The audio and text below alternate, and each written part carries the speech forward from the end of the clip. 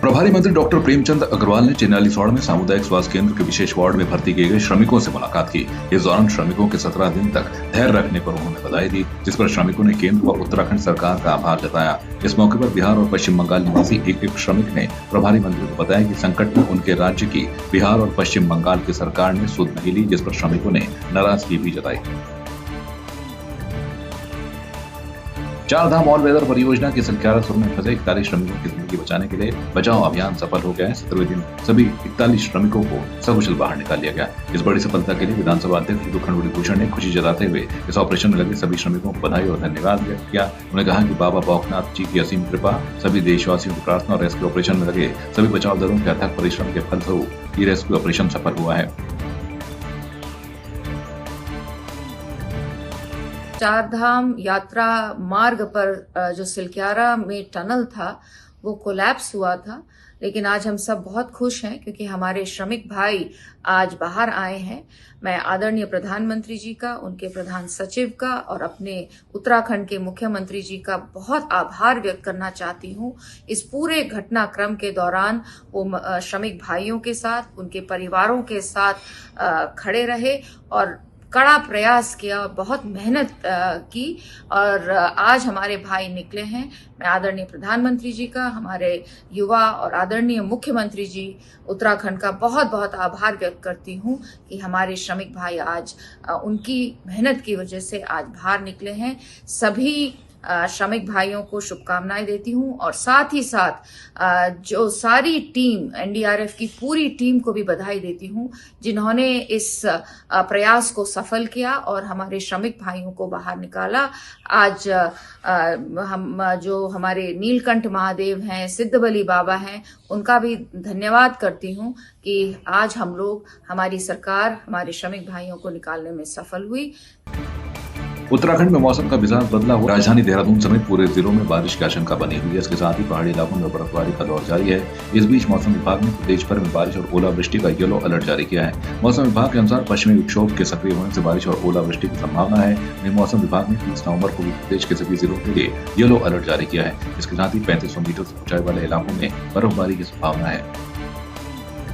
अब आज 29 को अगर बात कर लें, नवंबर का लास्ट 2 दिन बचे हैं, तो 29 और 30 की अगर बात कर लें तो थोड़ी बहुत आप देखेंगे कि शाम के टाइम, आज भी अगर मैं बात करूँ शाम रात को जो है तो क्लाउडिंग आएगी फिर से और हल्की फुल्की एक्टिविटी जो है थंडरस्टॉर्म है, लाइट थंडरस्टॉर्म एक्टिविटी वो देखने को जो है रात में या अर्ली मॉर्निंग में मिलेगी।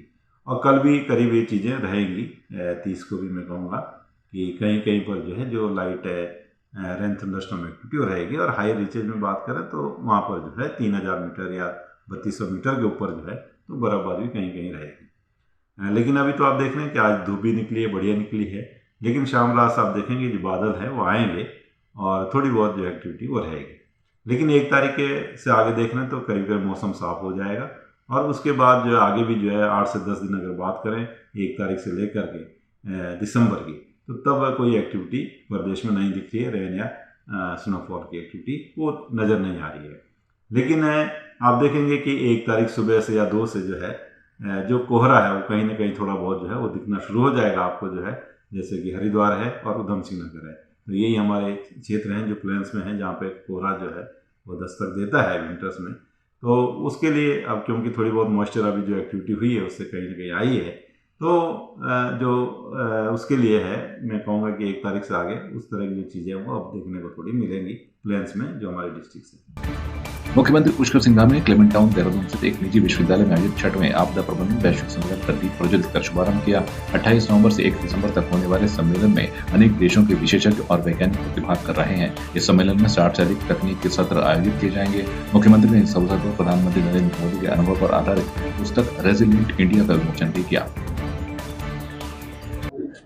निश्चित रूप से आने वाले समय में आपदाओं का इस प्रकार से सामना किया जाएगा, इस प्रकार चुनौतियों से लड़ा जाएगा और जो आपदा के बाद होने वाले जो प्रभाव हैं उनको किस तरह से कम किया जाएगा, उसके लिए आज 50 से भी अधिक देशों की दुनिया के अनेकों महाद्वीपों से लोग यहाँ पहुँचे हुए हैं, इनके विशेषज्ञ पहुँचे हुए हैं, वैज्ञानिक पहुँचे हुए हैं। ये सम्मेलन निश्चित रूप से जिसमें इस सम्मेलन में जो मंथन होगा, चिंतन होगा, आपस में जो चर्चा होगी, उससे एक अमृत निकलेगा और अमृत हमारे उत्तराखंड के साथ साथ सभी हिमालय राज्यों के लिए और जहाँ आपदाएं प्रत्येक वर्ष आती हैं, आपदाओं का सामना करना पड़ता है। खबर हरिद्वार से है, जहां शिक्षा को लेकर एक बड़ा फर्जीवाड़ा सामने आया है। यहां 8वीं तक मान्यता प्राप्त होने का दावा करने वाला एक निजी स्कूल को कर्ज न चुकाने पर बैंक ने सील कर दिया है। वहीं 9वीं और 10वीं के बच्चों को अवैध रूप से दूसरे स्कूल का सहारा लेकर शिक्षा देने का वादा किया गया था, लेकिन पिछले 1 महीने से बच्चे शिक्षा से वंचित हैं। उधर डीएम और मुख्य शिक्षा अधिकारी भी न मिलने पर अभिभावक और बच्चे राज्य आंदोलनकारी भावना पांडे के साथ एसएसपी के पास अपनी शिकायत लेकर पहुंचे। वहीं बच्चों ने स्कूल प्रशासन पर गाली गलौज और फीस मांगने का भी आरोप लगाया है। इनके अवैध स्कूल चल रहा है, 8 तक की परमिशन है और 9-10 के बच्चों से फीस ली जा रही है और इसका ऑनर जो है भाजपा प्रकोष्ठ का वो है पदाधिकारी। और बड़े दुर्भाग्य की बात यह है कि इनका स्कूल का नाम बताना बच्चों जरा, शिवम एकेडमी। और इनको कई ऐसे स्कूल हैं और जो इस हरिद्वार में चल रहे हैं और 8वीं तक है, 9वीं 10वीं की फीस ली जाती है बच्चों से और उसके अदर स्कूलों में भेजा जाता है। तो इस तरह का धंधा खत्म होना चाहिए। उसी बात को लेकर मैं एसएसपी कार्यालय आई थी, एसएसपी से मिलने। मगर दुर्भाग्य की बात यह है कि यहाँ जिला अध्यक्ष बीजेपी के इतना घेरे हुए थे, ये बच्चे में चक्कर खा के गिरे। 1 घंटे तक एसएसपी साहब नहीं मिले और बड़ा दुर्भाग्य है इस बात का। और मैं बिल्कुल इस बात से कप्तान से बहुत नाराज़ हूँ, बहुत ज़्यादा। इस तरह का गैर जिम्मेदार नहीं होना चाहिए। अरे मीटिंग चल रही है, आपको ये सोचना चाहिए कि छोटे छोटे बच्चे हैं, भूखे प्यासे हैं और सुबह से और डीएम से मिलने आए, बेसिक शिक्षा अधिकारी की मिलने, और आप 1 घंटा खड़े किए। क्या डीएम साहब मिले इन्हें? बेसिक शिक्षा अधिकारी मिला और कप्तान ने भी 1-1.5 घंटा लगाया। ये क्या हो रहा है उत्तराखंड में भाई? बड़ा दुर्भाग्य है इस बात का। और मैं कहना चाहती हूँ कप्तान को, ये मैं आज के बाद कप्तान के पास नहीं मिलने आऊँगी कभी भी। 9 की छात्रा हूँ और हमारा स्कूल सील कर दिया गया और हमें बताया भी था वो सील होगा और टीचरों को भी इन्फॉर्मेशन नहीं दी जाती और पेरेंट्स एक्शन लेते हैं पर वहाँ पे कोई सुनता नहीं। इसलिए हम यहाँ पे अपनी प्रॉब्लम लेके आए हैं, ये लोग हमारी प्रॉब्लम सुनेंगे। काम चल रहा है पर हमें पता चला कि स्कूल सील हो चुका है। कि हम स्कूल में देख रहे थे ना, तो घर पास में आई, इसलिए हमने देखा तो सील हो चुका है, वहाँ के सारे गेट सील है, बंद है और हमें जाने भी नहीं दिया। हम शिवम एकेडमी स्कूल के स्टूडेंट है और हम रोशनाबाद से आए हैं। खास ये है कि हमारा स्कूल सील कर दिया गया है और हमारी ना ही पढ़ाई हो पा रही है, ना ही हमारे पेपर हो पा रहे हैं। हमारी 1 दिसंबर को पेपर थे जो कि अब नहीं हो रहे हैं और ना ही स्कूल वाले कोई एक्शन ले रहे हैं, ना ही कोई टीचर्स भी हमारा सपोर्ट नहीं कर रहे हैं।